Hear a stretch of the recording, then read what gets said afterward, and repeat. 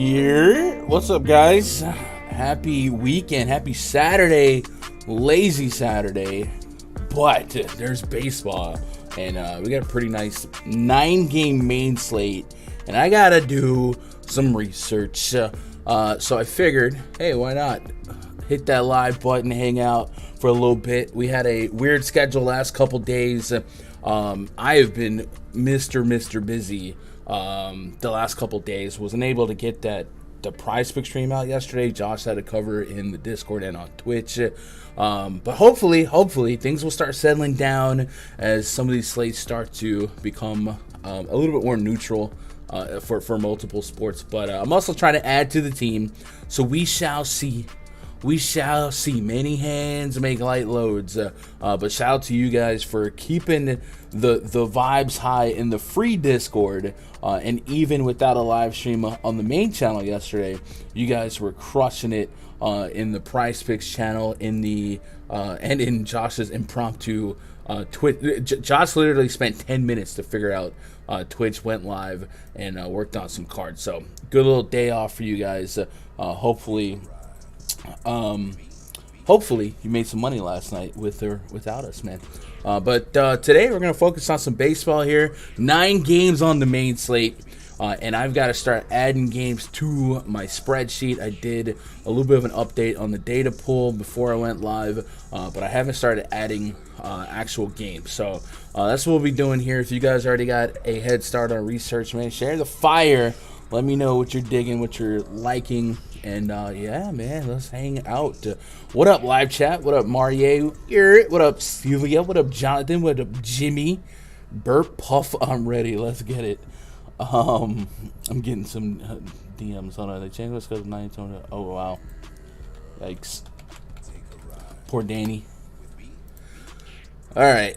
So the first thing I want to do before I jump into a slate is I always like to read Kevin Roth's weather report. So if you guys haven't tabbed this one or bookmarked it, you should. It's rotogrinders.com/weather/MLB. Doesn't look like there's any major concerns, but just kind of gaze through here. Rain and storms should mostly hold west. A few light showers possible over the game, but doubtful there's anything stops play.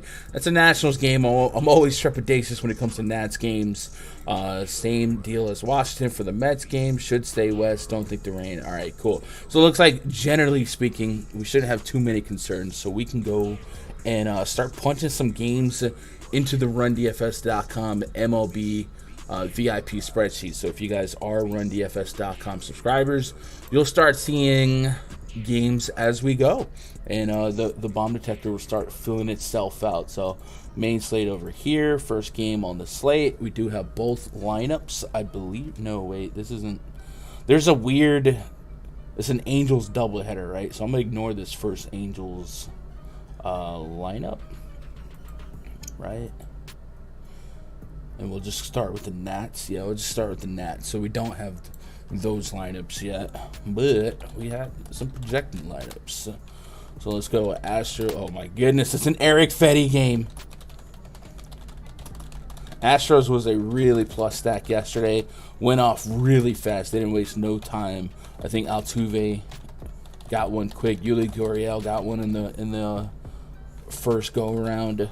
Josiah Gray, man, if he ain't striking you out, he's allowing some really, really hard contact with a really, really high home run probability. So if he jumped on those Astros, it should have been all right. There's a lot of stacks that really came through. The Yankee stack was one of the most complete stacks. If you avoided like Glaber and DJ LeMahieu and truly just said sold out for power, you got homers out of Judgy, Stanton, Gallo, Josh Donaldson. It was a crazy day.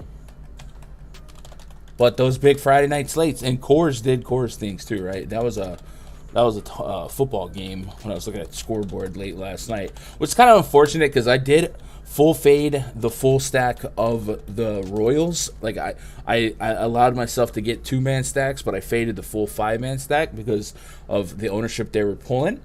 And you know, my pivots were fine. It's just, you know, at the same time they did their thing. So unfortunate. Kristen Javier taking on Eric Fetty is our matchup. Let's pull up Fangraphs here so we can have a point of reference. Also, let me get Baseball Savant open just for the heck of it.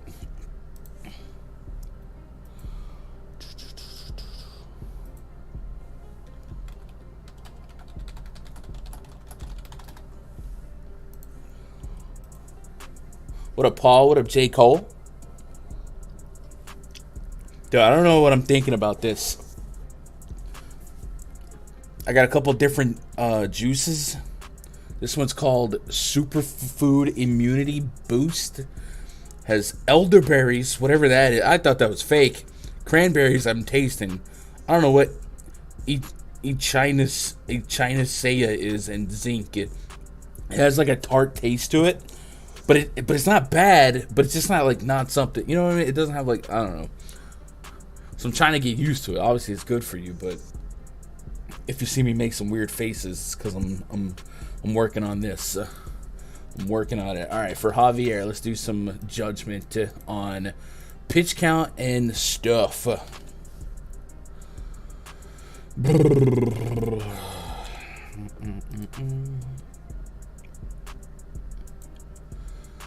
Five innings, 45, 87, 84 pitches. So it looks like 84 pitches might be the max here at $9,400.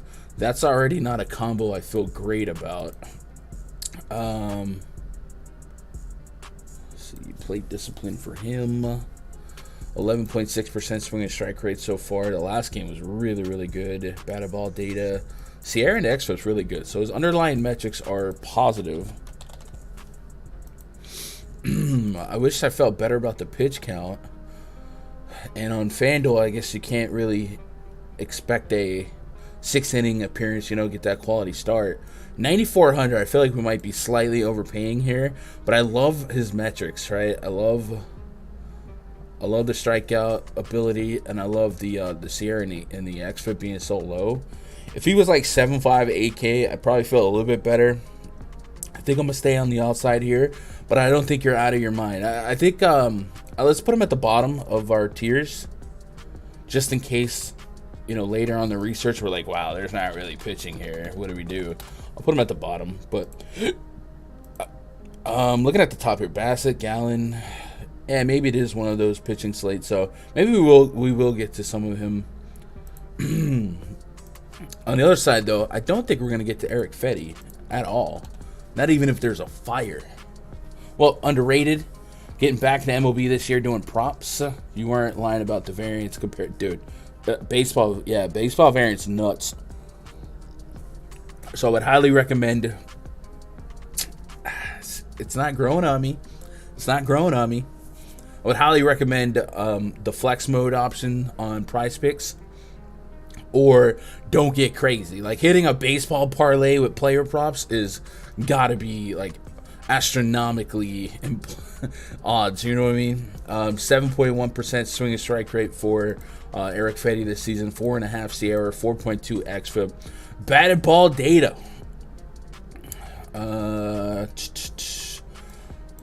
Elevated line drive rate, elevated fly ball rate, man. I don't know, this stuff might be messing with my speech.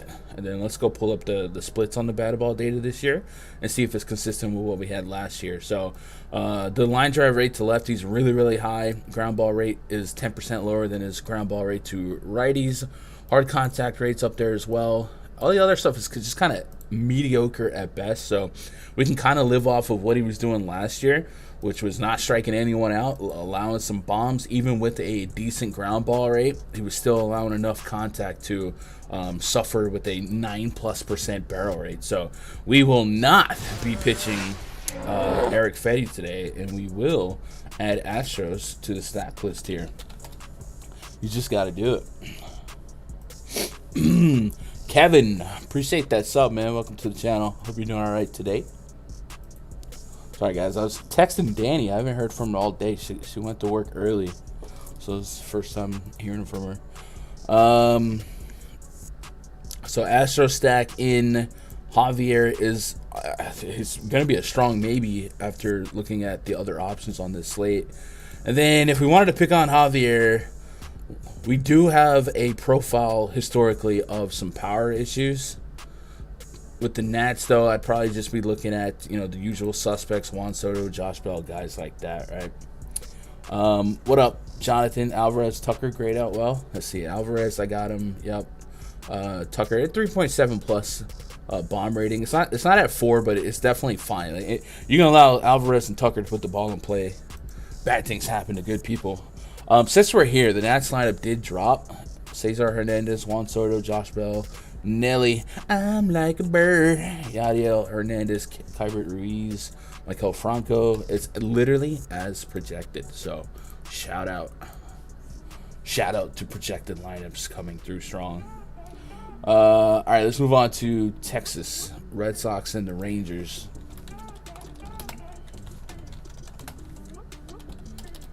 We don't have a confirmed Red Sox lineup yet. However, we do have one for the Rangers.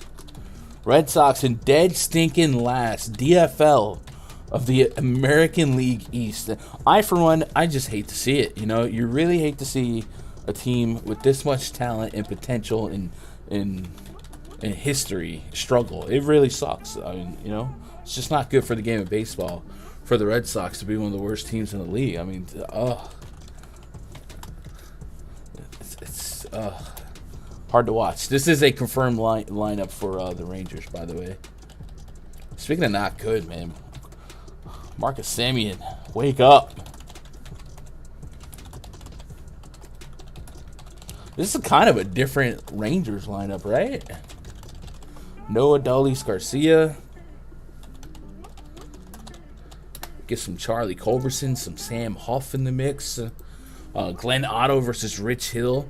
Looking back at the pitching player pool here, normally I wouldn't be looking at either one of these pitchers, and I'm probably not going to get to Otto here, but maybe it's one of those, like last night I said we're going to full sell out for pitchers with 30-point potential, and, you had the Coles, the Scherzers, and the Gossmans, guys like that, and they left Gossman in way too long.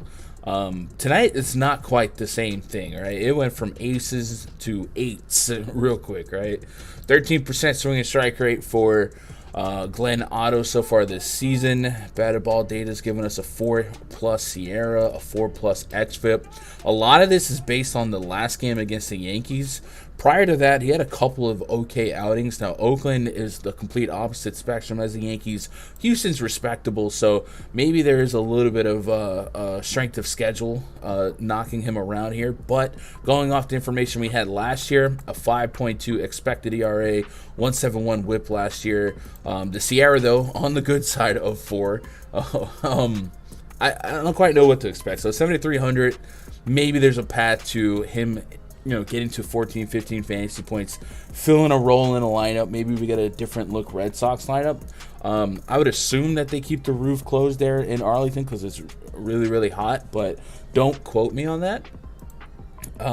Right now, I'm not going to put Otto in the mix here, but I might get to it. Depending on what lineup comes out for the Red Sox. I still think their offense has been fine. It's a lot of making up to do with their pitching, just like last night. So, Rich Hill on the bump for the Red Sox here, 6,800.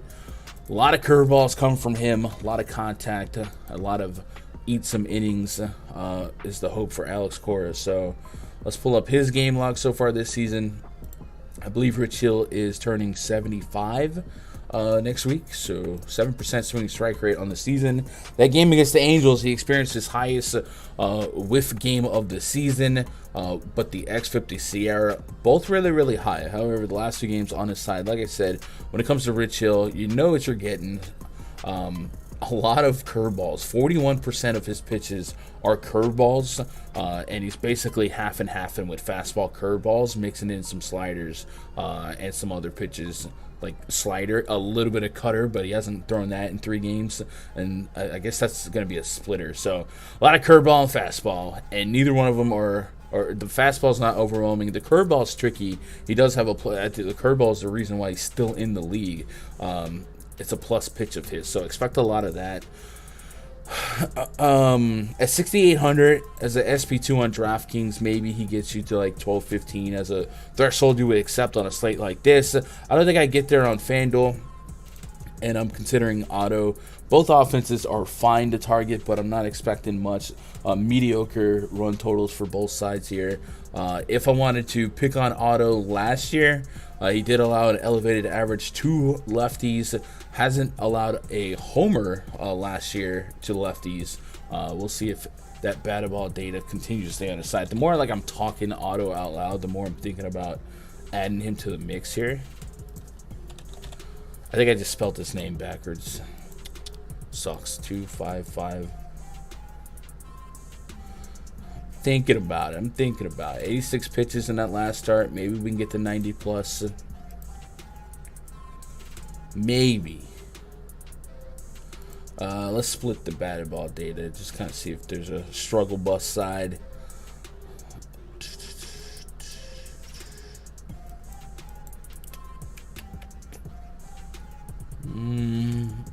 A little elevated hard contact to lefties with the 20+% line drive rate, but the ground ball to fly ball ratio at 2.6. He's keeping the ball on the ground, man.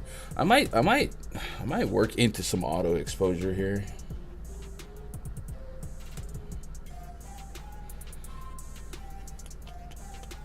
%, infield fly ball rate to righties, so we can true fly ball that down even more.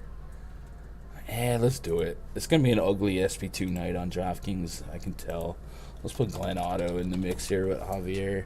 Obviously, I like Javier a little bit better, but we'll see. As long, I don't know, maybe Cora does us a favor with this lineup.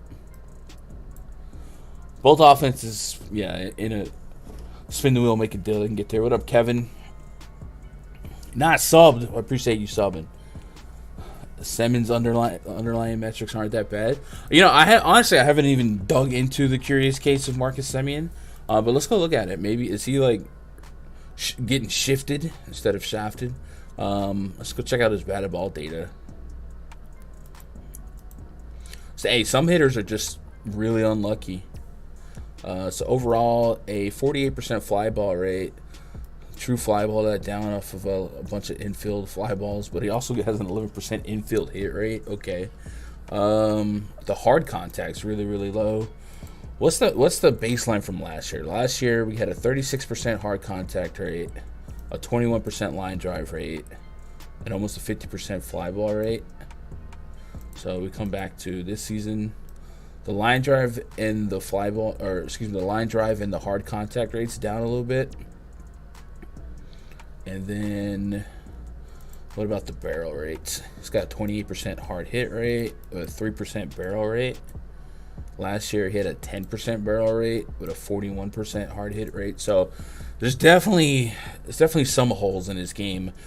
I would assume like the BABIP or something is completely off his side as well, but there's definitely some squaring up that's not happening. It's got a 198 BABIP. So, yeah, he's definitely on the unlucky side when it comes to BABIP. But man, I don't know. Hopefully he puts it all together. Like, no one believes he's this bad. Like, you don't just regress to that in, 6 months. But wow. What up, Nick? The game start in 15 minutes. Not my games. I don't usually play obscure afternoon only slates or nothing like that. It's only a 3-game slate. Sorry, Nick. But if you're playing the main slate, got plenty of time for that. What up, Mikkel? You doing all right? John says I'm playing auto. Tell me I'm not freaking crazy. Nah, John, I think I'm going to get to it too. I played the Rangers pitcher last night. I got like 9 out of them. Dane Dunning was doing better, and then he wasn't. But it's certainly a low dart exposure click, right? All right, let's move over to Yankees. There was a time in my life where Dallas Keuchel was a pitcher I did not want to see as a Yankees fan. You guys remember Cy Young Keuchel smoking the Yankees, CGing the Yankees, holding them down in the wild card games? Oh, tough times. Now you wake up, you say, oh, we get Keuchel today. Okay. Oof. White Sox lineup is confirmed. Yankees lineup not confirmed, by the way. But we'll do some guessing. The main thing I would say is Rizzo had the day off yesterday, so he's probably going to be in the lineup today. Even though it is a lefty on the bump, he can hit lefties just fine.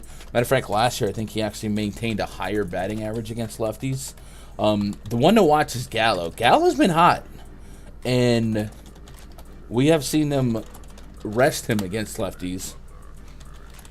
But I wonder if they give him a shot here. So we'll see. But the last couple days, so 2 days ago we saw IKF rested, and yesterday we saw Higashioka and Rizzo rested.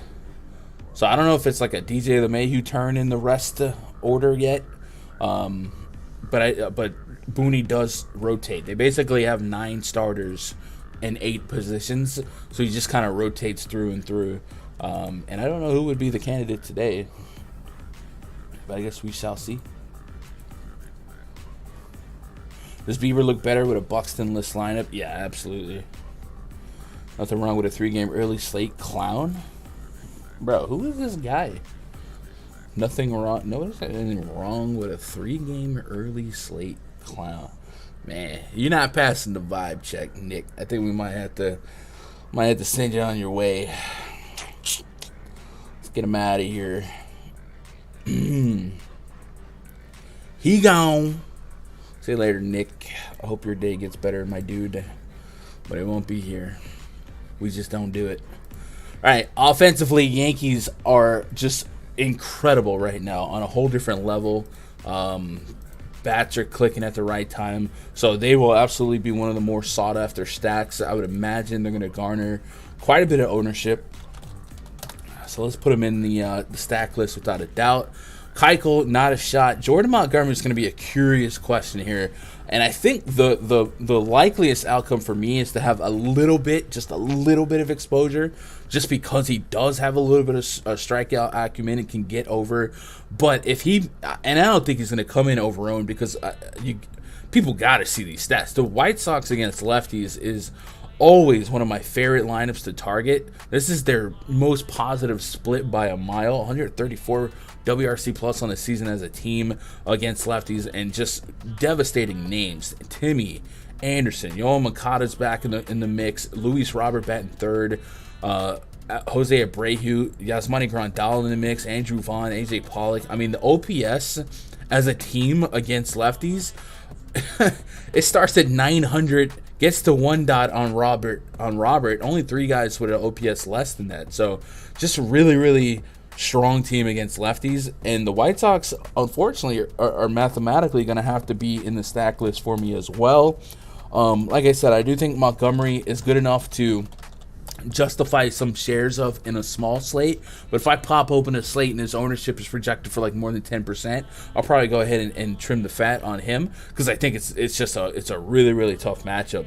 Bullpen wise though, the Yankees haven't had to use a lot of high quality arms in intense situations. I think you won't see Michael King today, since he did get burned up quite a bit yesterday, 36 pitches, but they went to nobody else. It was Garrett Cole handing the baton over to Michael King, so everyone else would be available today. Aroldis Chapman was warming up, but as the Yankees pulled away late, they sat him back down, and King just ate the game. So no King, but Loaiza could be in the mix, although he's having a down season for his sake. Allowed a 3-run shot the game prior, and then you could see some lefties in the game. Lucas Lecky, Wandy Peralta. My best guess would be you're going to see Clay Holmes, Chad Green, Miguel Castro in this game, and then if it's close enough, you'll probably see Aroldis Chapman in the 9th. So maybe plan for that. And we know that once you switch lefty to righty, the White Sox offense definitely degrades a little bit, but they're still a pretty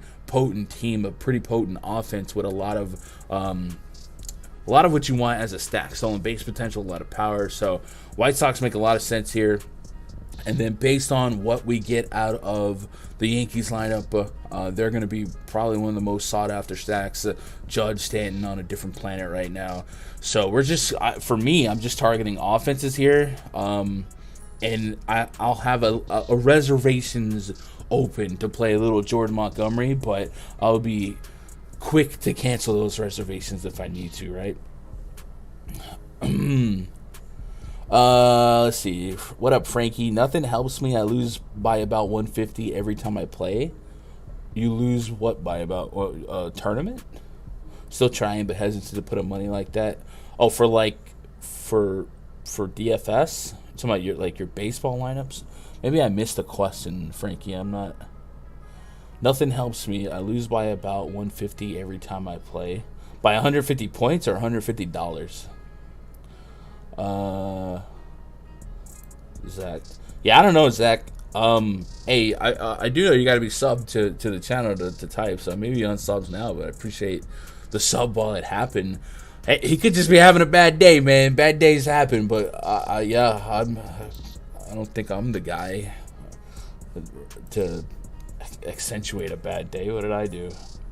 Jared Walsh plus 625 to homer. Zach, is that for game 1 or game 2? I haven't really looked at either game, but hey, Jared Walsh is good. Let me see. Who's this matchup for game 1? Paul Blackburn. I think Blackburn's a big ground ball guy. He does put. I mean, he'll dare you to make contact, but he's a big ground ball guy, right? And he's batting cleanup. No Trout.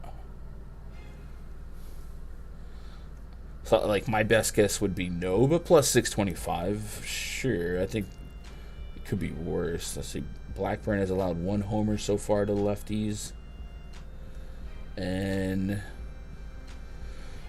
fly ball rate's really low. Ground ball rate's high. The line drive rate's high, but that stadium could eat some line drives. Pull rate's high. I'll tell you what I could do is I could put, I could see what the bomb detector would grade him out. 4 being the optimal number, so I'll put Jared Walsh versus Blackburn. I get a 3.5 bomb rating, so 4 is the magic number. So it's not something like my motto would say is gonna happen, but it's still Jared Walsh. So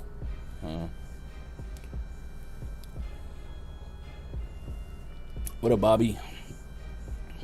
I lose by an average of 150. Frankie, I don't think I'm understanding.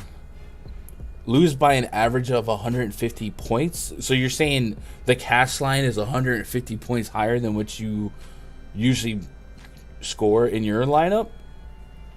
Man, if you're on Twitter, man, if you could, I don't know how many lineups you're running. If you're running one lineup, yeah, it's gonna happen to go through cold spells and stuff like that. But like, I'd be glad to look at, or in the Discord, that would be a great place to do it. If you jump in the free Discord, there's a link in the description below.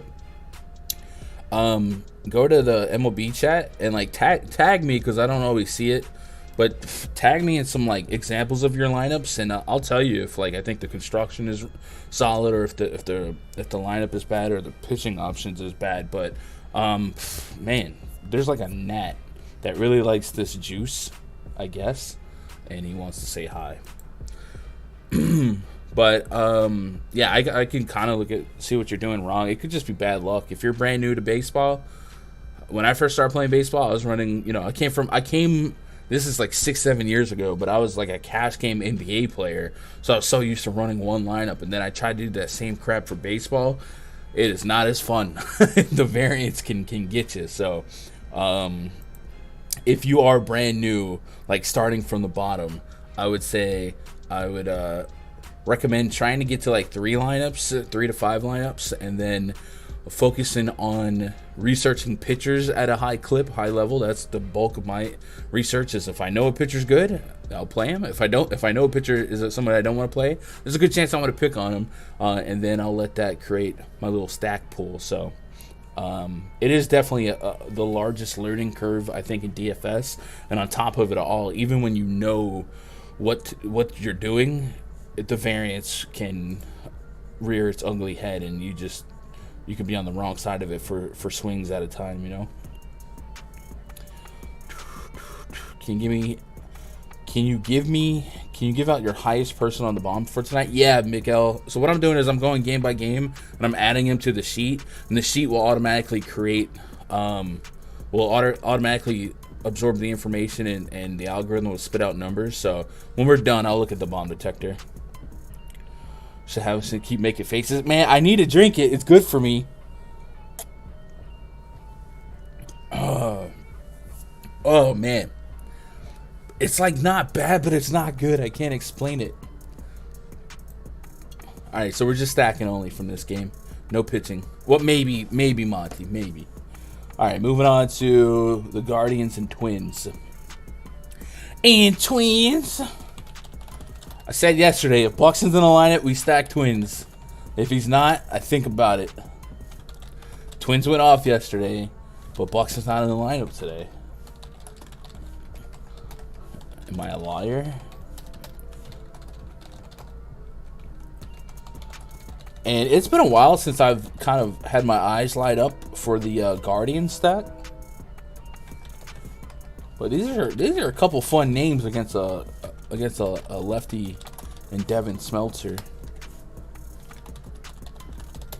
Shane Bieber on the bump. His mama don't like me. She like everyone.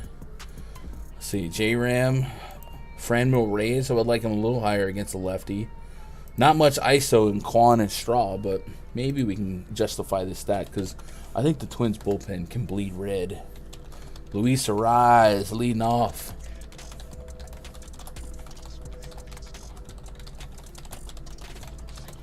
I wonder what's going on with Buxton, man. It's like he's playing every other game. And when he does play, like, homers. Like yesterday. Waze Lewis got into his first one yesterday as well. Congrats. All right, lefty versus righty. No Bieber or no Buxton. Let's look into Bieber. Bieber likely going to be the ace of the slate, right? Name value wise, looking through it. I guess Gallen could have a strong case. All right, so Bieber. It's kind of weird seeing Bieber not a top 2 price pitcher. 12.7% swing and strike rate, 7% against Toronto. Previously, a stretch of double digits. That's what you like to see. Batted ball data on his side, on the south side of 4 on the season. Last game was a bad game. Hey, we get it. Toronto, not a big K team and a really good team. So I can forgive him for that. Let's go with pitch types. And let's look at velocity. So 91 average velocity on his fastball, 85 on the slider, 18% on the curves, or 18% usage on the curve at 82 miles an hour. So 91 on the fastball. Last year was at 93. So we're still looking for a little zip there. Let's pull up his Savant page and see if the results of the fastball have suffered mightily due to the lack of velocity. So a 16% whiff on the fastball so far this year. Last year at 23%. So yeah, definitely a little bit of a dip there. Slider still his strongest pitch. And we said he's using that slider 42% of the time. So a whole lot of slider usage. Now, the pitch report. How do the Twins fare against an average slider? There's only one hitter in this lineup with a plus rating against the slider. So I do believe that we will be pitching Shane Bieber. And yes, the lack of Byron Buxton makes us feel that much better. 0 strikeouts against Toronto. I mean, that's stunning. That's like they had a tell on him. He was tipping something. Like, that's just really incredible to see. So I would assume that that's not going to be the norm. I'm going to be able to forgive that and hope that they reviewed it and see what happened. He failed to reach 91 miles an hour with any of his 4-seamers, sitting at 88-90, wearing sign for a pitcher. Okay, so going backwards in velocity, also a concern. So we're going to have to live with that. But I don't want to over-speculate. And I think at 8,800, I'm getting a soft enough landing against this lineup that I could justify it. I don't think we're getting like a ton of strikeout upside in this lineup. Gary Sanchez, Nick Gordon, only 2 guys with a 1-4 or better K rate against righties in the last 2 years. So I don't have the warm and fuzzies here, but I still don't think that Shane Bieber's not going to not be on the list here. So I'm going to put him in as a tier 2 for now. I'm going to leave the door open for him to get down to a tier 3. But I don't want like my whole pitching pool to be tier 3. So we'll see. We'll do some digging on that. And then Smeltzer. What's going on here? Okay, so this is going to be his first start this season in the majors.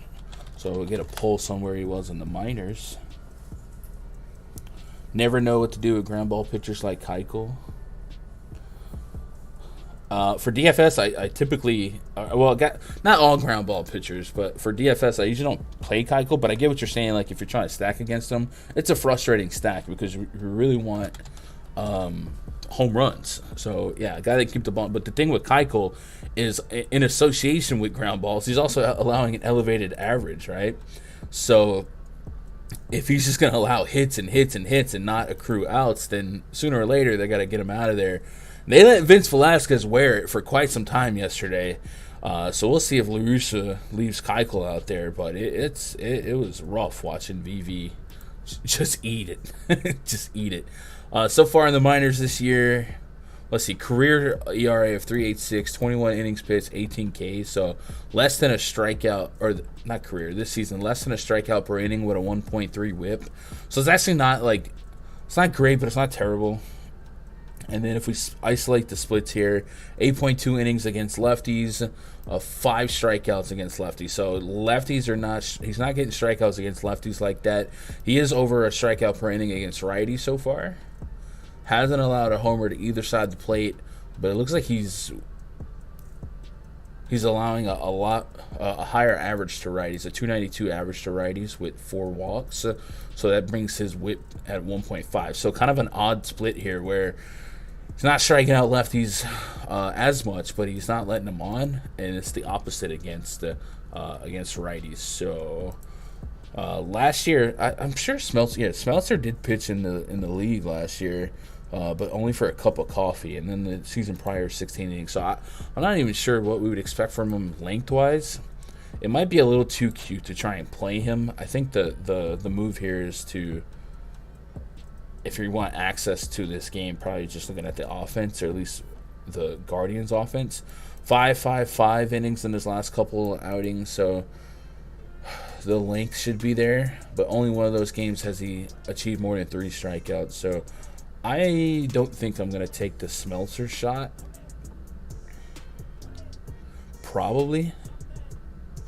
It's not like the Guardians are a massive K spot anyway. I guess the thought would be, hey, 4K, that's cheaper than half the bats I want to play. Get me 10, right? Get me that RBI double score out of your SV2. Like, if that's your process, I wouldn't talk you off of it. But I'm probably a little bit more likely to just throw some Guardians in the mix here and go from there. What kind of pitches do we expect from Smeltzer? I want to play in smaller fields, just hesitant because I'm inexperienced. No, that's fair, Frankie. I play throughout the week, and I don't really get home until about 6:30, 6:40. So I'm gonna be having like 20 minutes to really switch things up if I have to. Maybe just play. Frankie, do you like stack? Do you randomly draw names from a hat to make a? You know what? I don't mean that like offensively. I mean like, is your lineup not really correlated? Like I said, the best way for me to speak on it would to actually see some examples of your lineups, and are you just running one or a couple of lineups? 11.5% swinging strike rate last year for Smeltzer in the big leagues, but again, just a couple of innings. And then what was I look? I was gonna look for his pitch type. Fastball, changeup, primary pitches from last year. And then fastball, slider, curveball, change. He gets really, really positive grades on a lot of his pitches too. So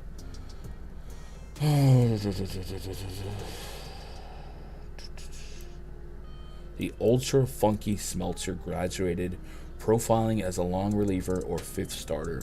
What does ultra funky mean? Does he pitch weird? Like, does he have like a funky delivery? Let's see. 4K makes you wonder, right? Devin Smeltzer.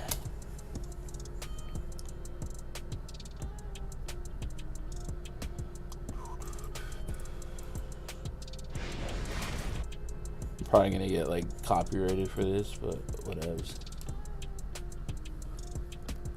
I just want to see if why they call him ultra funky.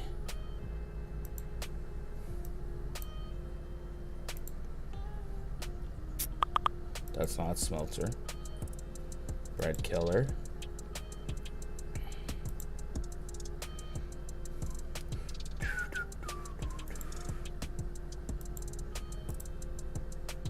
So this is Smelter.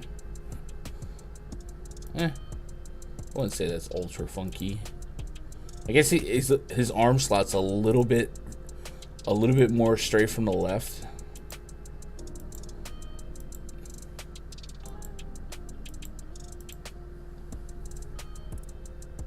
All right.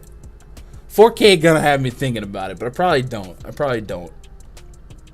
I'm stacking Indians. I'm gonna play a little Bieber, and I don't really have any high hopes for the Twins here, but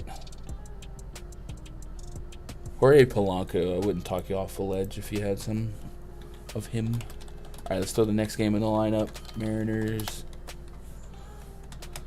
Now, both these lineups are confirmed.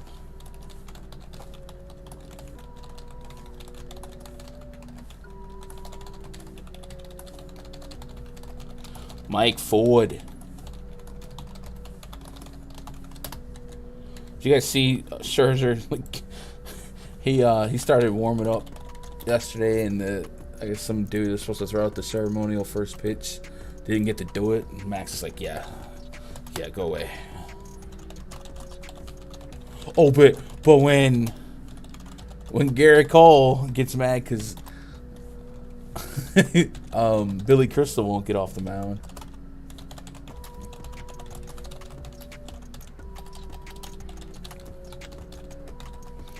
Travis Jankowski. All right, both these lineups are confirmed. What is a Patrick Mazeika? Bro, that Nat really trying to Chris Bassett. All right, so I think Bassett, knowing what we know now about Bieber's like velocity concerns, I think Bassett's probably going to be one of the first pitchers we feel the most confident about.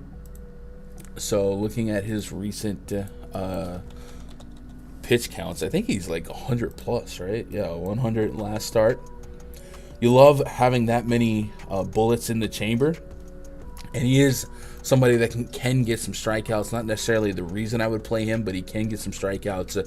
Last year, a 10% swing and strike rate. So if you're going to be an inning eater plus pitcher, yeah, you're definitely in the conversation, especially when you're this stretched out. The note that we want to bring back, though, is remember to keep an eye on the weather in that Mets game. According to Roth, there is a possibility that rain shows up, but he expects it to stay west. But just something to keep in mind. 11% swinging strike rate for Bassett so far this season. A 3.2 Sierra, 3.5 xFIP. So all those numbers are really, really good. Ground ball rate really high, 45%, and you can almost true fly ball rate him down to 22% as he's induced a lot of pop-ups. So yeah, we're gonna get to a decent chunk of Chris Bassett.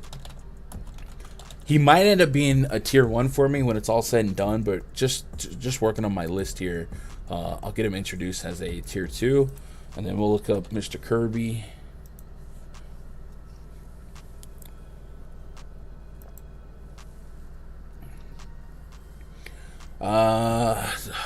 This was the prospect, right?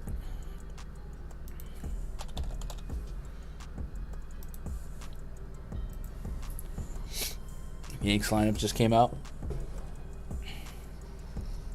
No Altuve. Wow, we're getting some changes, ain't we? What was the difference for the Yankees? Who's getting arrested? So DJ's in it, Judgy, Rizzo, Stanton, Donaldson, Gallows in there too. So I guess I'm trying to think who's off. LeMahieu, Judge, Rizzo, Stanton, Donaldson, IKF. So this is the A team right here. Oh, Hicksy's off. Aaron Hicks has got the day off. Hey, that helps. That's like the least powerful bet. Yeah, that's probably the best lineup the Yankees got if you're looking for power and upside. 24.2 innings pitched for George Kirby in the minors. 32 Ks. Beautiful whip. Really, really good stuff. And then, did he have a bleed? Nope, really good on both sides of the plate here. So, yeah, I think Kirby's fine.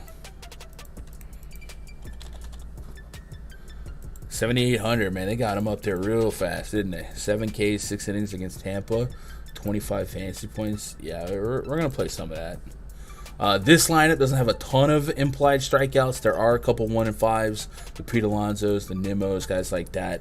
And I know Kirby had a strong game against Tampa, but it's not always a 1-to-1 transition from the minors to the majors. So if he regressed a little bit, I wouldn't be stunned. So I'm not going to go all in, but we're absolutely going to play those type of numbers on this slate. So George Kirby, yes. Also, is there any chance that George Kirby is on the waivers in my season-long league? Yeah, no shot, right? You guys want to see my season-long team? The A-Rod Gummy Bears. Let's see, Kirby, are you out there? If I win my game this week, I'll be in first place. George Kirby, you are out there. Well, we are changing that. What do we drop for Mr. Kirby?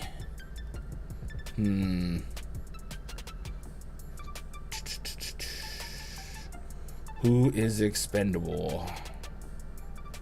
Do I get rid of one of my position players, maybe? No. Would I rather have Kirby then?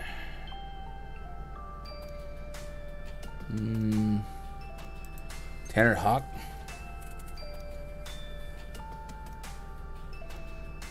I'm gonna drop Tanner Houck. Let's do it.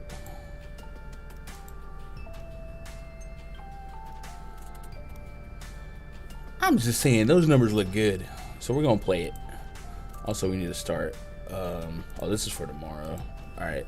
So I won't have today's game on it, so we're not cursing them just yet. But when it gets blown up tonight, we'll know. We'll know why it happened. All right, both pitchers in play.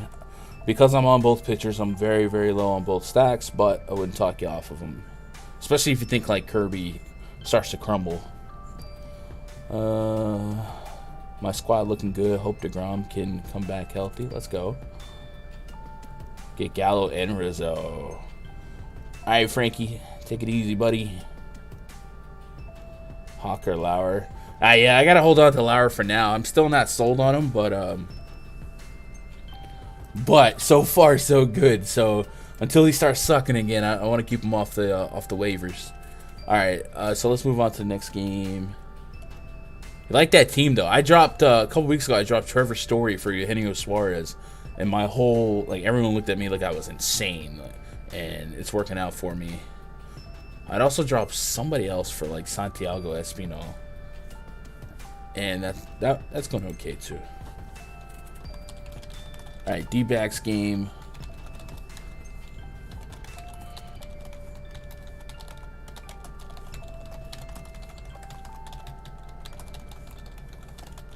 I don't have the confirmed Cubs lineup.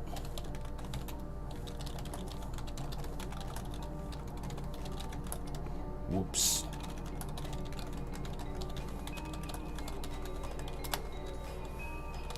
Kyle Hendricks.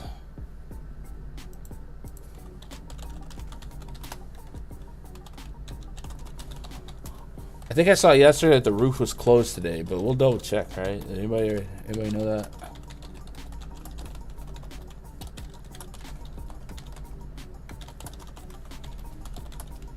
Bro, these are names.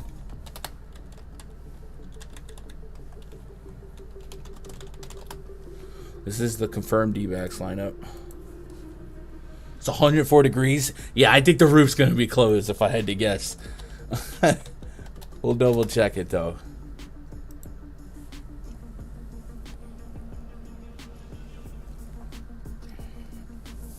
Closed, yeah. 104 degrees. Yikes. All right, Hendricks, we're not playing him.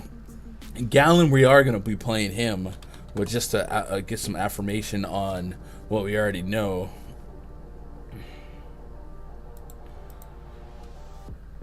The swing and strike rate actually looking a little What did I just do? Why is it doing? Oh, you can do that?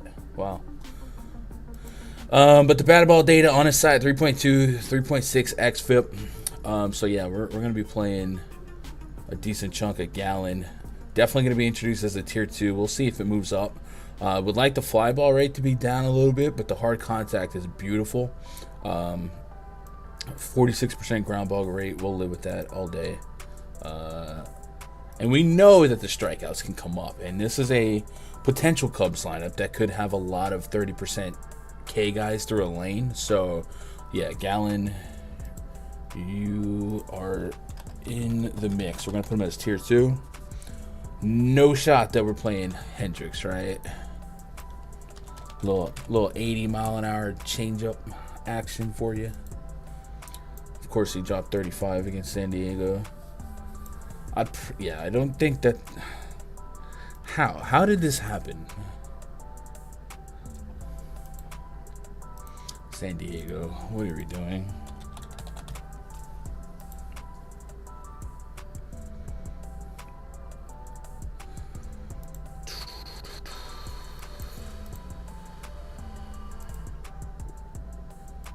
%, ground ball rate, 40% fly ball rate, hard contact low. The extra Sierra is high. So I'll say that there is like a path to him eating innings at 7,500, not dying and getting to like 15 fantasy points. And on this slate, who knows? And this version of the D-backs lineup only has a couple of decent ISO guys. So I mean, if his style of play is going to ground ball you, and then with the roof closed, humidor, doing a little bit more damage in that regard, maybe there's a world where 7,500 Kyle Hendricks isn't the worst. I don't think I'm buying into the... you accidentally get some strikeouts against some of these numbers. Chat, anybody out there playing a little bit of Hendricks and MME? Like, I wouldn't do it in 20 lineups. But, like, if I'm going to grab a couple of some of these other guys, maybe Hendricks has a case. Looking at what else is on the board. Urias, maybe. All right, I'm going to put him as a strong maybe. But if I get to it, it's going to be less than 10% and, like, 100. It might be, like, less than 6%. I don't love it.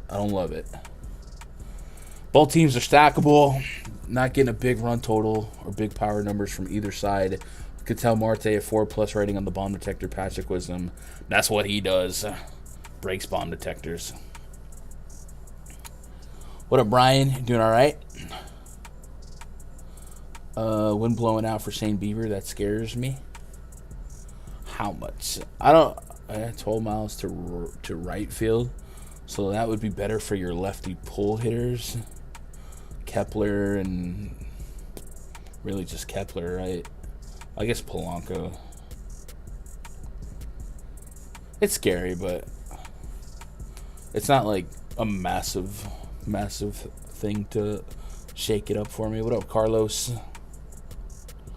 What site are we looking at? So I am bouncing back and forth between my spreadsheet, Fangraphs.com, MILB.com, BaseballSavant.MLB.com, and I think that's all I've gone through so far.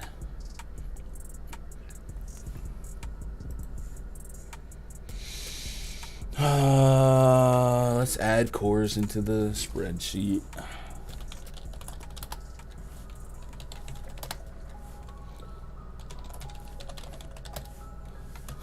Takes the air right out of a slate, doesn't it? Oh man, there's Coors. So I faded the Royals last night. And like I said, the Yankees were going off. The Astros did their thing. So, like, the process was right. I don't regret it. But it sucks when you, like, fade a chalky spot for pivots that blow it open. And then the chalky spot still gets there. What are you going to do? That's baseball. By the way, that is a confirmed Royals lineup.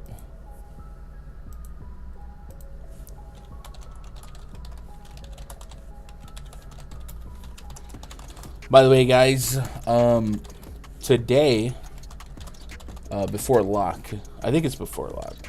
It's called live before lock. I think it may not be. I don't know, but I will be chopping it up with the homie Terry again, third day in a row. So we'll be able to react to some more confirmed lineups, and then I'll start having some better ideas on percentages that I'm going to run out. So if you didn't know, now you know. To check out that show in like an hour or two, right? All right, Rock. We're stacking Coors. I'm like, it's lazy. We don't need to do too much analysis here. Carlos Hernandez definitely can get got. Rockies have a 6.5 implied run total. You just can't get away from that. The Royals a 5.2. German Marquez. We thought that Kyle Freeland was one of the better pitchers that they could throw out there. German Marquez definitely somebody that we have respect for as well. But he can get got. So I wouldn't talk anyone off of the either team here. It just would be, again, a process-based decision based on projected ownership. I don't have a pulse on ownership yet. I tend to like to do the research first and then adjust from there. But Marquez this season has been really struggling to get lefties out. A 364 average allowed, a 450 WOBA, 576 slugging, allowing a 500-plus slugging to both sides of the plate. And this has been both at home and on the road. So, not really some short-term reasoning to feel better about going the other way here. So we're going to stack some Coors. We're going to go back to the stack list here. I'm going to add Royals, Rockies to the mix as upside stacks to go after. Keep it simple, right? Here, what up, Sleepy Joe?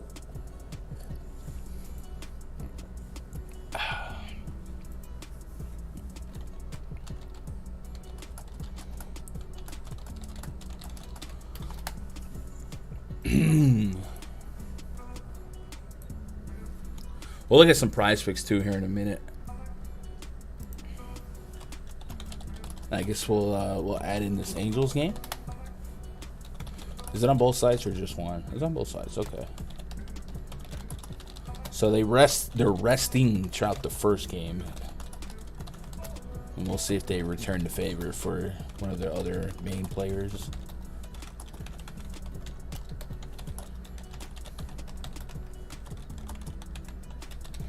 Velasquez hit a homer last night, and I didn't know that was possible.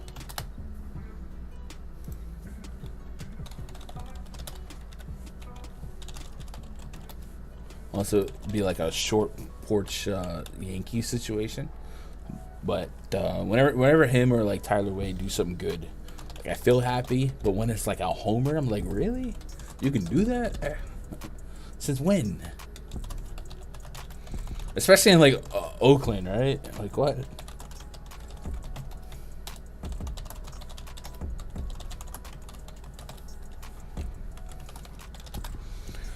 All right, Lorenzen versus Aller is the matchup. Lorenzen is, I believe, getting better results than he probably should be, but he could get an Athletics lineup that is really, really bad. So maybe we do end up getting there. 11% swinging strike rate for him. Batted ball data not on the side. 4.4 Sierra, 4.4 plus XFIP. So hard to trust it, but at 8K in a pitcher-friendly park against a pitcher-friendly lineup. I mean, look at this freaking lineup. Noose, Murphy, Brown, Laureano. Like, you accidentally get some strikeouts here. So I would say begrudgingly I add Lorenzen to the pitching player pool. And let's see. I'm gonna slash Lorenzen here. I'm gonna tighten it up. I'm thinking about getting rid of Jordan Montgomery because I fear that White Sox lineup with a lefty. So that might be the corresponding move, as I just don't play J-Mont, but we'll see. Definitely some expendable names in that list. But there's not as many aces today as yesterday, so I'm okay with being way diverse. With that said, if I wanted to take advantage of some of those XFIP numbers, sure. We gotta wait on lineups to be confirmed. We might get some wonky lineups. Looking at the first lineup for the Athletics, they don't have many names I'd be scared of, but if they had a game where the second game, I guess Jed Lowry's not in the first game, so I guess he would be probably eligible for the second game. There's not a lot of names I'd be running from anyway, or feeling better if that they were in or out of the lineup. So I'm just gonna play a little bit of Lorenzen, and I don't think I'm gonna get too dedicated stacks outside of the Angels. I think we stack some Angels if the lineup is the lineup, right? Anytime Ward, Trout, Ohtani, Walsh, guys like that. So I'll asterisk that.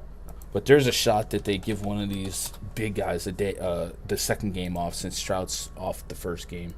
So we'll go Angel stack. I'll likely fade both pitchers, but I might get to Lorenzen and AK on DraftKings just because of the potential of this Athletics lineup being one of the worst on the slate. So that's how we'll play that one. And then we got one game left. This is where you meant Walsh versus Aller. Okay, so in this matchup, Walsh is getting. I actually don't have a bomb rating on anyone. That usually means Aller has less than 10 innings of sample size for the split. So we can do a couple of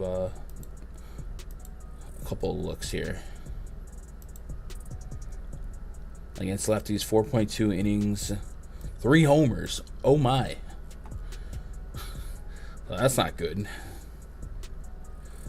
Let's see. Fly ball rate's at 47%. The pull rate's at 59%. The hard contact rate 64%. So all that's lighting my eyes up. Those are probably unsustainable numbers, but not a good start. So let's look at Aller's minor league metrics to see if lefties gave him fits down there as well.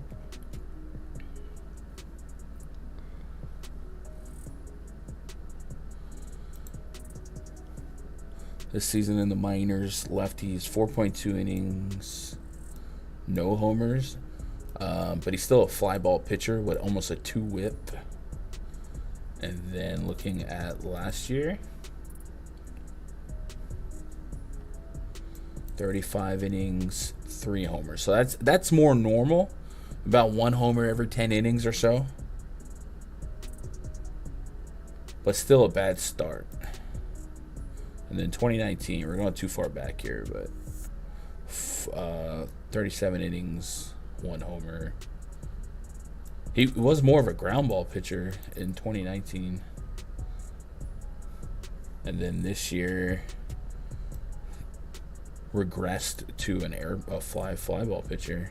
So I don't know if he changed a pitch mix or what, but yeah. But based on the low sample size, yeah, lefties have been sending him in the air really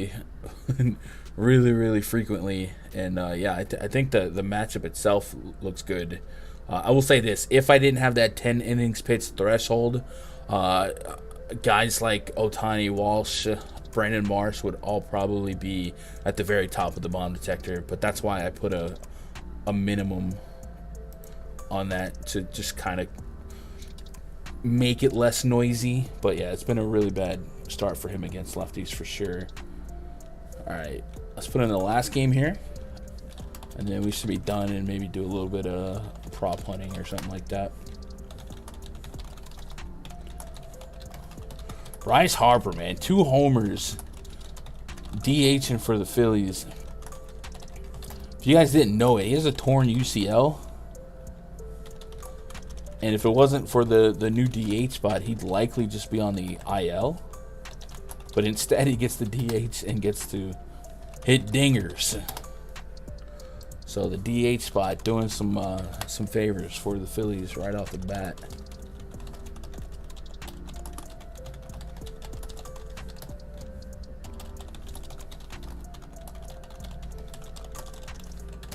I think I saw that they were going to keep him from throwing for a couple weeks. Julio. All right, Ranger Suarez versus Julio Urias. So Urias was somebody we were keeping an eye on as far as the swing and miss stuff. He'd really struggle out of the gate. Like, there was a couple decent strikeout games, but the swing and strike rate was really low. It's less than 10% on the season. However, 3 of his last 4 games, he did get to double-digit swing and strike rates, and that's a good sign for him. And then we also want to double-check on that velocity. How's it start to come up? Last game was his best average fastball velocity of the year at 93.4, so that's a great sign. And to put that in perspective, last year his average fastball velocity was at 94 miles an hour, and then he started the season off at 91, 92, so he had lost 2 miles an hour on that fastball. So it looks like it's starting to ramp back up, build back up. That's a good sign. So fastball, curveball, main 2 pitches from Urias here. It is a lefty against guys like Castellanos, guys like Rhys Hoskins, so I don't have a ton of warm and fuzzies anyway. But fastball, curveball for Urias this season, or those pitches graded out versus these hitters. Castellanos murders fastballs, obviously. Rhys Hoskins positive grade against the curveball. So at 9,400, I'd probably be really, really low on Urias, but I do think he's one of the better actual pitchers on the slate, so it's probably going to be in the back end of the player pool. Right now, I'm kind of set up to have a pretty diverse exposure pool, so I don't like that. I like to go a little bit harder in the paint with my pitching exposure, so I might try and tighten things up here. We'll see. Ranger Suarez, converted closer into a starter, and I don't think it's been a joyful experience for the most part, and maybe they made a mistake. An 8% swing and strike rate on the season. Last game was his best game when it came to missing bats. 4.5 Sierra, 4.34 xFIP. Again, last game against Seattle, his best game. So maybe he found something in that game. We can kind of look at that and see if he was doing something any different than he had been. Looked like he used a little bit more fastball, a little less changeup. But it could just be a one game. One game that didn't call for more changeup, so something to keep an eye on. The batted ball data, by the way, 1.6 ground ball to fly ball ratio. The hard contact rate's good overall. It's just the Sierra and xFIP not on his side, and the strikeouts really haven't been there. Let's split it up a little bit, lefty versus righty.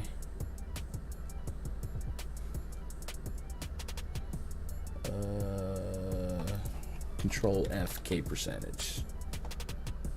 I prefer K. There we go. 20% K rate to lefties, 15.9% K rate to righties, and walking them at a high clip as well. So a righty heavy lineup is a problem here. For Ranger Suarez, 174 whip, 338 BABIP. A little bit lucky against lefties, a little bit unlucky against righties, but overall these metrics don't look great, so I probably don't have a high aspiration to play Ranger Suarez against this Dodgers lineup. If it comes out, the version with Mookie, with Trey Turner, Will Smith, Justin Turner, I would like to see Justin Turner higher in this projected lineup. I know it's been a rough start for guys like him and especially Max Muncy, but I think this spot would be better for him. Obviously Chris Taylor as well, so I'm not that excited. I'm never in on pitching against the Dodgers, generally speaking, and then I'm a little less enthralled with Ranger Suarez. So that is our slate. So now we can go back, we can get some confirmed lineups in, and we can maybe do some prop shopping.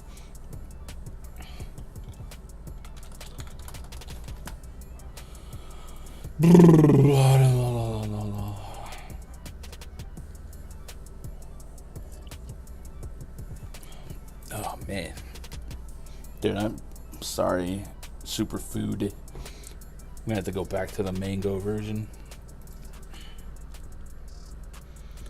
Alright, let's get a couple of confirmed lineups punched in, see if that changes perspectives anywhere. We did get that Astros lineup. Jose Siri in it, Brantley, Bregman, Alvarez, Tucker, Yuli Gurriel, Aledmus Diaz, Nico Goodrum.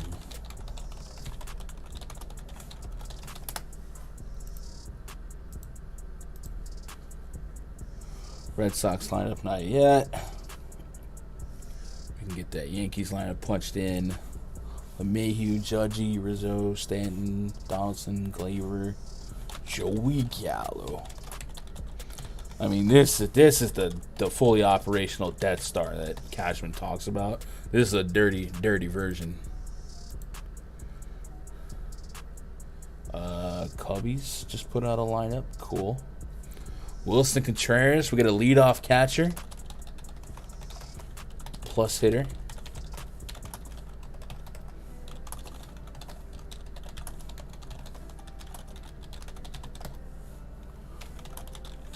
This lineup does fall off a cliff a little bit. That's confirmed. Rockies lineup did come out.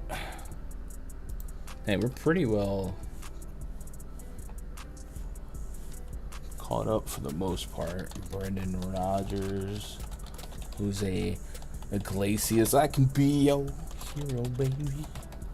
Jonathan Daza led off last night. Dom Nunez. So, little different look Rockies lineup. Still missing Chris Bryant.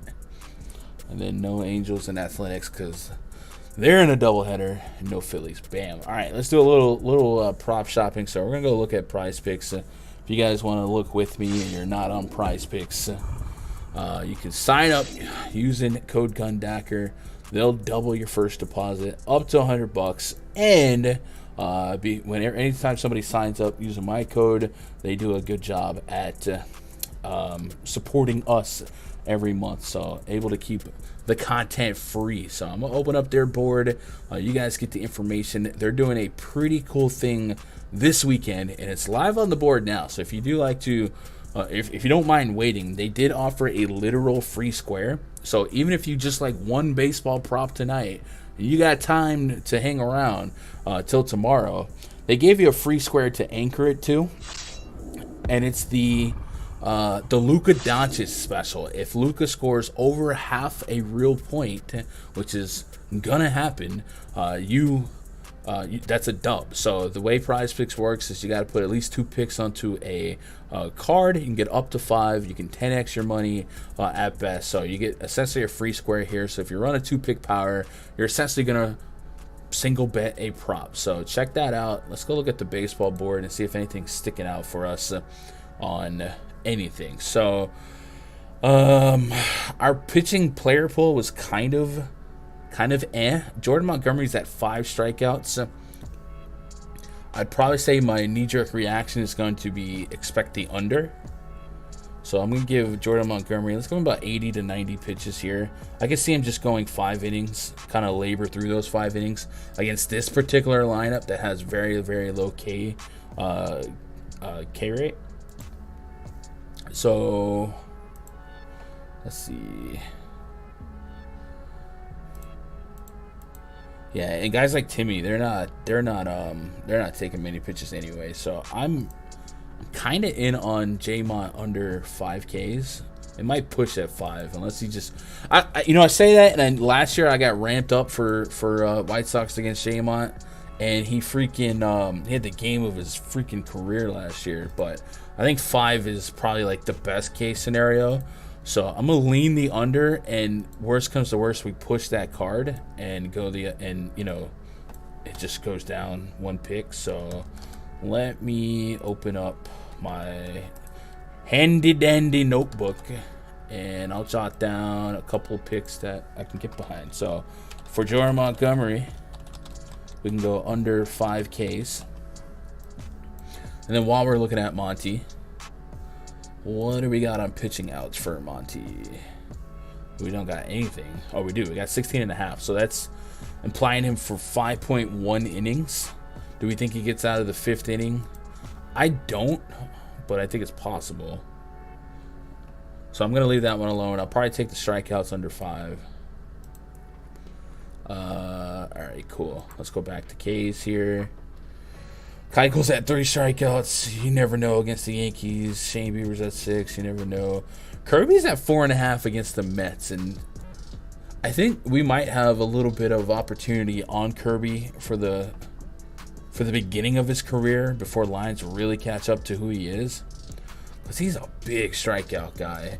I will say this lineup doesn't strike out a ton, but that strikeout prop on Kirby is a little bit intriguing to me. rest of these guys I can do without. The Lorenzen 4.5, so maybe against the right lineup. But really the only one that's standing out to me a lot is going to be that Monty one. So let's go for no run first innings. Anything standing out for the top end? Yankees and White Sox. I'd probably take the over here. Just because I see both pitchers struggling. But we might leave that alone. Mets and Mariners. So with Kirby versus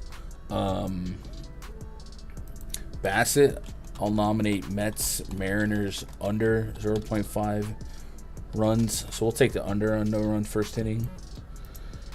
D-backs and Cubs. That's a maybe under. Royals and Rockies. With that implied total, oof.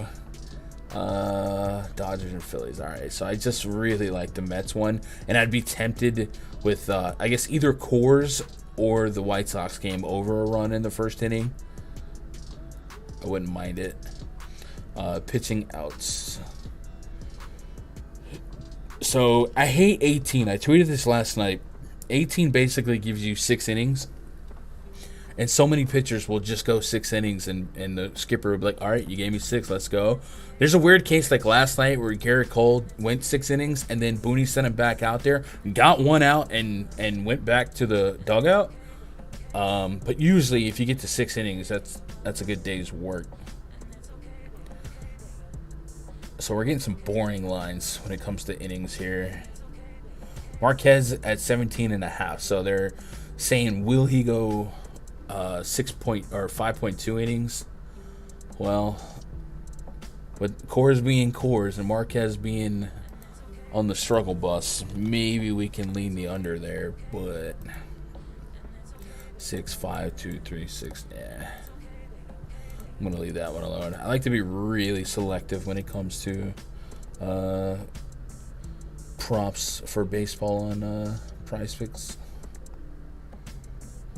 Bieber at 34 is an intriguing click. I'm worried about his velocity. Bassett at 35. So here's what we would need from Bassett. We do a little math here. One, I think it's fair to expect 6 innings and a quality start from Bassett with 100 pitches in the tank. So we can go 4. Let's do a little math here. We can go 4 plus 6 innings would be 18 outs. So 4 plus 18. And then let's give 5 strikeouts. So plus 15, 37. So based on that baseline, I'd be at 37. And this is not considering earned runs or even leaving the door open for a few more strikeouts. So I think at 35.5, I'd slightly lean the over on Bassett because I think he can get. There's still more outs and potentially a win there. So I'll take Chris Bassett over 35.5 FPS. Let me double check that lineup for Bassett to feel better about these strikeouts. I guess we also worry about the rain, but we'll see. Yeah, Suarez, Rodriguez, Michael Ford, Steven Souza. There's some big K numbers there. So I'll probably take that on Bassett. And nothing else is screaming at me. All right, so let's go look at hitter fantasy score. And what we can do here is we can pop open the bomb detector and get it sorted up. I think the Luka prop is either 25. I think it's probably 25 for the Luka prop, but don't quote me. I think it is. I'm going to people the bomb detector. I got you, Scott.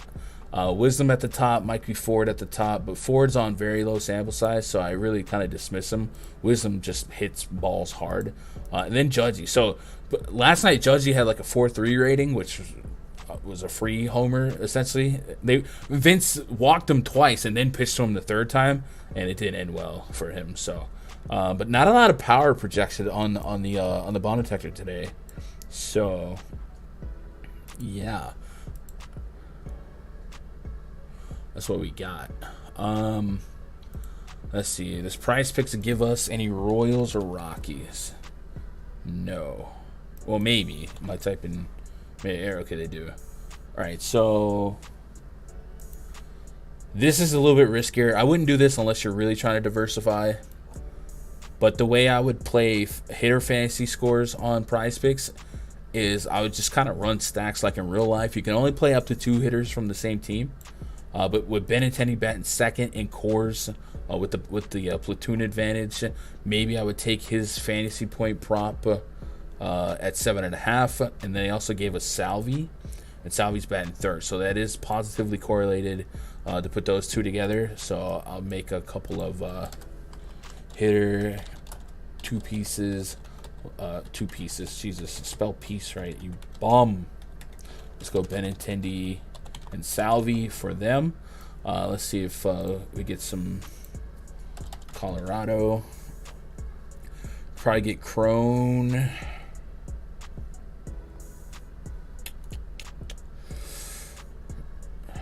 I don't trust Blackman like that.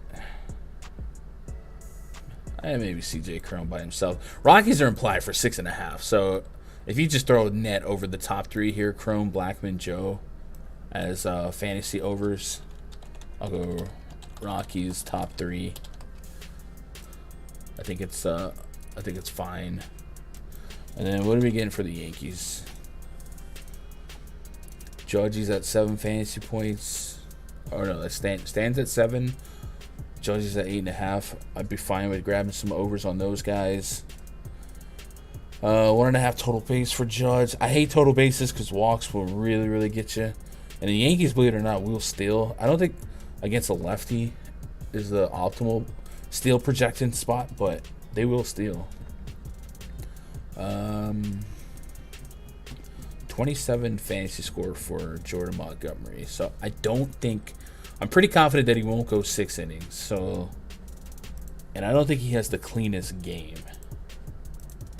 So let's maybe look at that. I'm gonna give him 2 or 3 earnies off the rip. So let's give him. Let's say he goes 5 innings, and I'm not even certain that he would. Let's go 5 innings on. So 15. Plus, I'll give him 4 strikeouts. So I can apply him for the quality start. I won't apply him for the win, but I think it's possible. And if I give him 3 earnies, I'll take 9 off the top. That gives me 18 fantasy points. This is a really tough lineup. So 27 fantasy points. I might take the under on Monty here. So we'll add that to the Ks, under 27.5 FPS. And that might be a stronger out because the only way he's getting to 27.5 is if he's having a fake K game. So we'll add that to the list. So Monty under 5 Ks or 27 fantasy points. Mets Mariners under half a run. Bassett over 35.5 fantasy points. And then the 2 pieces. Bam. And now let's go look at our other partner. Underdog. If you guys are not an underdog, it's a lot like PrizePicks, and they also have a more robust option. They have best ball. I think they're like the kings of the best ball.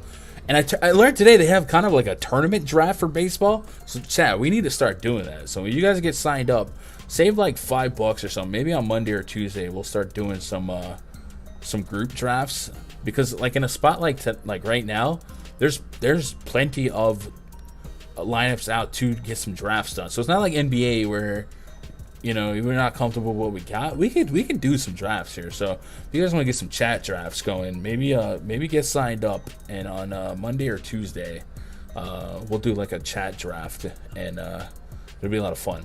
But anyway, looking at what they got on the board today, let's get to the games that we've actually researched. They do have Boston up. Their board's usually a little bit rougher for baseball. They do like pitches instead of outs sometimes. And you don't really get fantasy points as much. So you're really just kind of banking on hits or total bases. It's just we don't have a ton at the top of the prop detector. 81.5 pitches for Monty. 15.5 pitching outs. See, they didn't give us the outs on strikeouts or anything like that. Judgey total bases, we'd probably take an over on 1.5 because Judge is incredible right now. I gotta switch my Buxton. I got Buxton starting on season long. We do get fantasy points on Donaldson. I don't trust Donaldson, so I probably don't get there. I don't trust La Russa, the Yankee pitcher, doing bad, so I probably don't get there on him to take the under 86.5 pitch count here. But yeah, much more selective. And then Tim Anderson, I would like his. Tell you what, Grandal at half a hit against a lefty. That's an interesting one. I wish it was like half a base though, because he could draw a walk and screw us. Chat draft for sure. Yeah, all right, Brian. We might do that. If I had more time, I'd like literally do it now. But I need to know there's some interest.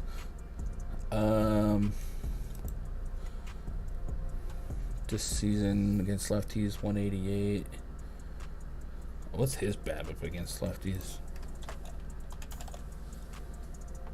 231.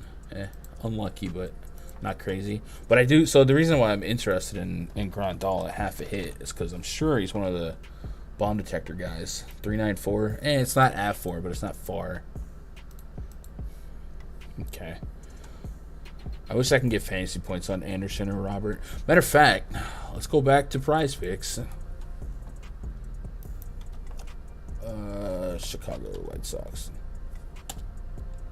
CWS. What's Chicago's abbreviation? Let me just type Anderson then.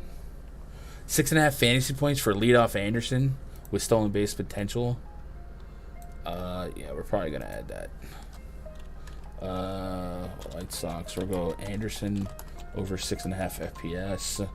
And then we said Robert's batting third, right? So Robert would be the other guy I'm really interested in that split. 6.5 fantasy points, yeah. Luis Robert over 6.5 FPS. Let's do it. The Yankees could chop this game in half, but both those guys, these are high stolen base guys, high speed guys, and a little bit of pop. So a stolen base, I think, is 5 points over here. Yeah, 5. So essentially a hit by pitch and a stolen base, or a hit homer will get you there, obviously. So I do like those two in their batting spots. But anyway, back to underdog. Anything that stands out here? Polanco at 5.5 fantasy points is intriguing, but I'm not ready to completely pick on Beaver yet. Bass is at 95.5 pitches, so he did go to 101 last game. I might be slightly interested in the over at 95. 95. It's gone less than 95.5, I guess 3 times his last couple games.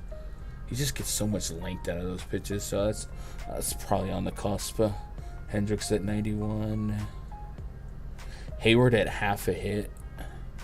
Leadoff Wilson Contreras at 6 fantasy points. That's intriguing. Ketel Marte is at 6 fantasy points against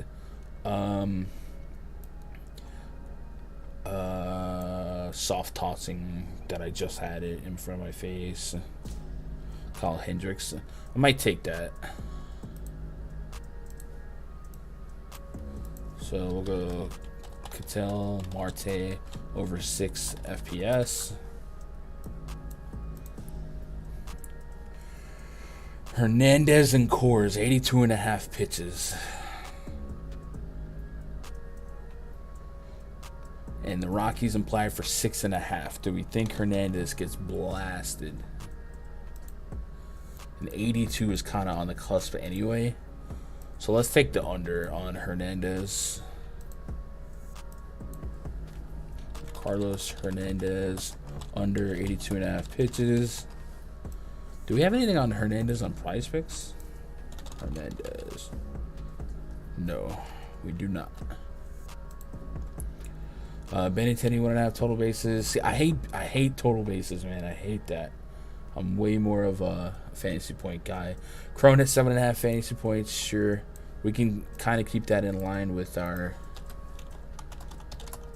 It correlates well with Hernandez being hit out. And he's top 3 in a lineup that's projected for 6.5. Cool, we'll take that. Lit. What else we got? Ranger Suarez. Urias is at 80.5 pitches. Yeah, nothing big there. And then lastly, while we're on Underdog, they got a Rivals mode, which usually pits 2 players in the same game against each other. So we'll see if there's any holes for baseball. For games that we've studied. Rafi Devers versus Semien total bases. So Rich Hill versus Glenn Otto. Obviously, Rafi Devers is just the better player. So this wouldn't be a lock, but I would probably lean the Devers side more often, right? Devers over Semien. Rivals. Nelson Cruz versus Kyle Tucker. Intriguing. Would probably Kyle Tucker. And did Tucker get a lineup boost with Altuve? 5th. And Cruz is one of the highest guys on the bond detector. That's funny.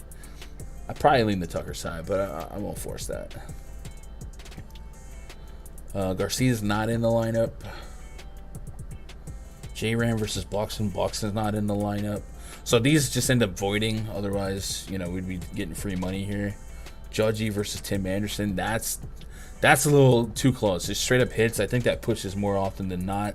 Same with Robert. I love Robert Anderson a lot, so I'm not going to go there. Pollock versus Rizzo. I'm not going to go there. Salvi versus Crone. Not going to go there. Pitching outs. Ranger Suarez +1 versus Urias. I'll probably stay away from that. All right, so that's the sweep here. So if anybody wants to tail, we'll post that in the free Discord. If you guys aren't in the free Discord, or you just pause the screen, get in the free Discord. I'll post it in the PrizePicks and Props channel. And boom. If you guys want to see what we did. So we live researched that. Yay, we got a lot done. 1.5 bombs? What? I mean, for the chat draft. All right, we'll try to set up a chat draft. Hey, if you're on Twitter, twitter.com/gundecker, hit me up. If you're watching, you're lurking, you're not subscribed to the channel, do me a favor, hit that subscribe button. We're pushing towards 8K. I gotta get out of here, but I will be back on the airwaves.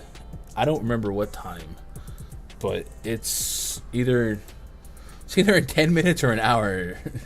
I think it's in an hour. Let me double check. Also, if you guys want access to the spreadsheet that I do, it's behind the paywall at rundfs.com. I'll have my player pool, my stack percentages, all that stuff set up. Let me double check. Schedule. I want to say it's in an hour. So, Gundecker. It's at 5:30 Eastern. So 4:30. So it's in 30 minutes. We'll be on the Osmo channel with me and Terry. We'll be talking ownerships and stuff like that. So if you guys want to talk some more baseball, I'll be back in like 30 minutes on the Osmo channel.